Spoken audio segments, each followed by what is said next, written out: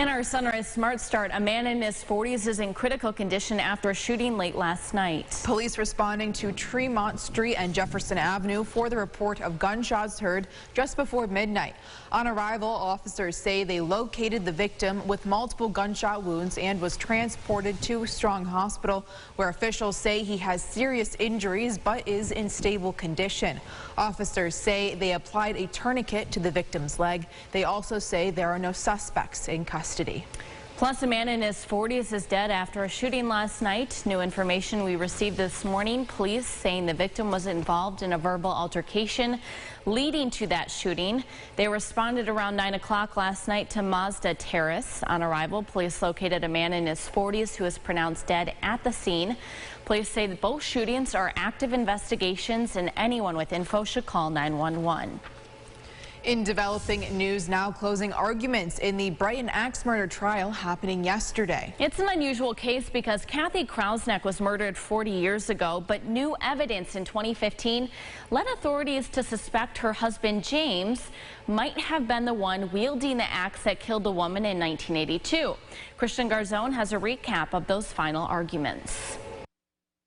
40 years later, how did we get here? A memo pad discovered in 1986 said the medical examiner listed 2 potential times of death for Kathy Krausneck between 6:55 a.m. and 8:55 a.m. while James Krausneck was away at work.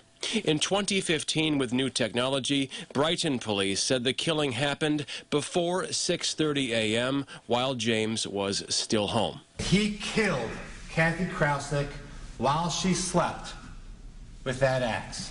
That's Assistant DA Patrick Gallagher. He says then James made it look like someone broke in and James went to work. Gallagher says the motive here lies with marriage problems, his incomplete PhD, and his career.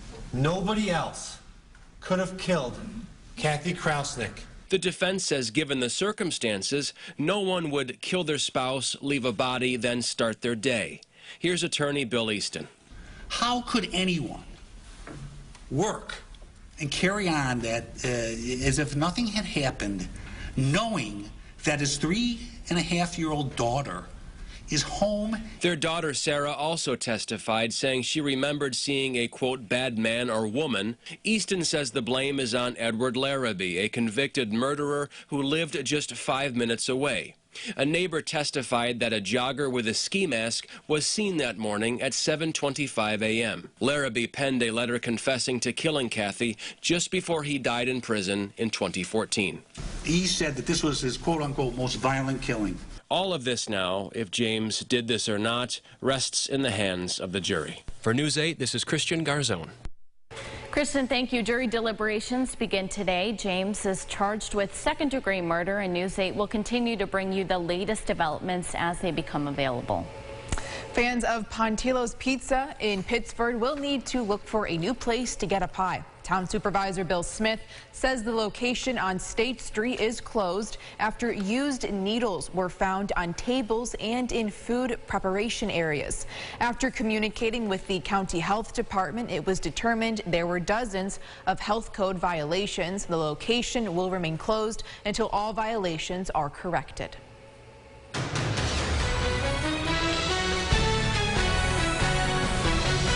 Governor Kathy Hochul's campaign has announced she will take the debate stage with Republican rival Lee Zeldin on October 25th at 7 p.m. The debate will be hosted by New York One. As of now, this is the first and only debate confirmed between the two gubernatorial candidates. In national news this morning, Hurricane Fiona picking up steam as it heads towards Bermuda, while in Puerto Rico, hundreds of thousands still lack electricity and water after the storm wreaked havoc in the Caribbean. Satellite images show bridges in Puerto Rico before and after Hurricane Fiona brought catastrophic flooding to the island, isolating some areas entirely. U.S. military helped distribute bottled water to victims, and without electricity, drivers waited in long lines to get gas for generators. President Biden, who declared a major disaster in Puerto Rico, discussed relief efforts in New York City yesterday. James, I've said it before, tough to see the video and just thinking about all the families there who have lost their homes. Yeah.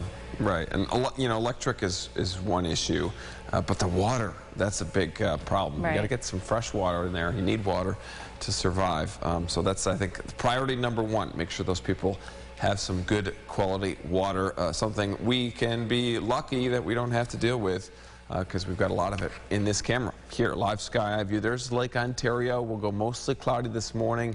Temperatures, that's the big headline. Numbers in the 40s today. If you are thinking about getting a round of golf in, you're going to want to wear a pullover jacket, sweater, something to keep you warm, because these are low numbers. Highs just in the 50s this afternoon. Fall golf really ramping up as we get to the next few days. We'll take a look at the weekend forecast at the end of the show. Allie, Amel. Thank you, James. Taking one last look at the roads this morning. Things are still looking good out there. No accidents to report. 390, 490, 590 are moving on time. We continue our Hispanic Heritage Month coverage by bringing you another entrepreneur in the Rochester community. Yesenia Cruz has been serving the community for almost 30 years. Today, News 8's Jatira Marsh brings us her story of all she has accomplished up until this point as a business owner in Rochester. Jatira joins us now in studio with more. Jatira. When it comes to her business, Yesenia Cruz is the owner, chef, administrator, but one title she really likes to go by is friend. Originally from Santo Domingo, Cruz moved to Rochester in May of 1995 and started working the very next day in a restaurant with her aunt and uncle. 3 years later, she opened up her first business on North Clinton called La Palma, which serves authentic Dominican food. Since then, she has been involved with a number of other local businesses. She says everything she does is for and because of family. Myself, I've been through a lot, and I'm still here. And with my broken English, with things that maybe someone will say, no, I can't, I'm not going to do this anymore. And I'm still here. That's because of my mom first, my dad, my kids, my grandson, and myself. Cruz is now working on opening up a new restaurant this fall called Mangu, which will be a lounge restaurant. Allie, Amel, back to you. Thank you so much for that story, Jatira. We'll have more stories on Hispanic Heritage Month for you next week, right here on News 8. A judge dismissing all but one of the legal complaints in the battle over the Whole Foods in Brighton. The remaining complaint is about the Auburn Trail, which runs behind the plaza.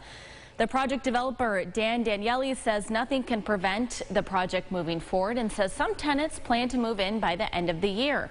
One of the opposing groups, Howie Jacobson, president of Brighton Grassroots, says in a statement the court rulings make the town's comments and developer look silly. Daniele says early next year, Whole Foods will be looking to fill roughly 150 positions.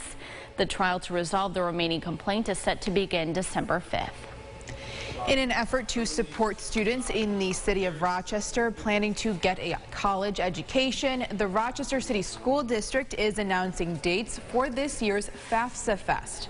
The events will provide students and their families the opportunity to learn more about financial aid by offering up counselors who can answer any questions they may have about paying for higher education and help them fill out the FAFSA form. Monroe County Executive Adam Bello and the county legislature announcing the recipients of the county's $144 million in grants provided by the American Rescue Plan, listing 40 organizations and county government departments.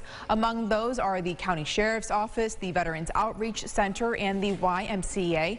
The county asked for feedback from the community on where to distribute funds, and Bello says after a long process, they settled on initiatives they believe fit with the county's goals. And here's what some folks might be talking about at the water cooler this morning. An Irondequoit graduate living a lifelong dream for the second time. On Wednesday evening before the Yankees game, Evan Harrington sang "God Bless America" in front of 54,000 fans. Harrington currently works as a performer in the Broadway musical Chicago. The first time he did this was in 2019 when the Yankees beat the Astros in the American League Championship Series. So Yankees fans hoping that that trend continues, right? Hopefully. Nice. Love that rendition. Good to see locals getting out there and performing like that. If we talk about the weekend, Saturday looks better than Sunday. We've got clear skies, temperatures getting into the 60s by the afternoon. Sunday also in the 60s, but we'll be contending with some rain showers there, and those rain showers do look to last through Monday, Tuesday, and Wednesday. But boy, oh boy, you feel the chill this morning. Numbers in the 40s and afternoon highs just in the middle 50s, but this forecast excites you too, right? It does. And just a reminder to those at home, if you're just tuning in or have only been watching a little bit, wear the jackets this morning. Yes. You're going to need them. Yeah, you will need the jackets. That's a good call. You know, I even considered putting a knit hat on this morning. I didn't, but the thought had crossed my mind. Yeah. Well, some people might wear one, James. Yeah, I wouldn't blame you if you did. Thank you very much. And thank you so much for watching News 8 at Sunrise. Our next update is coming up in 30 minutes. CBS Mornings is next.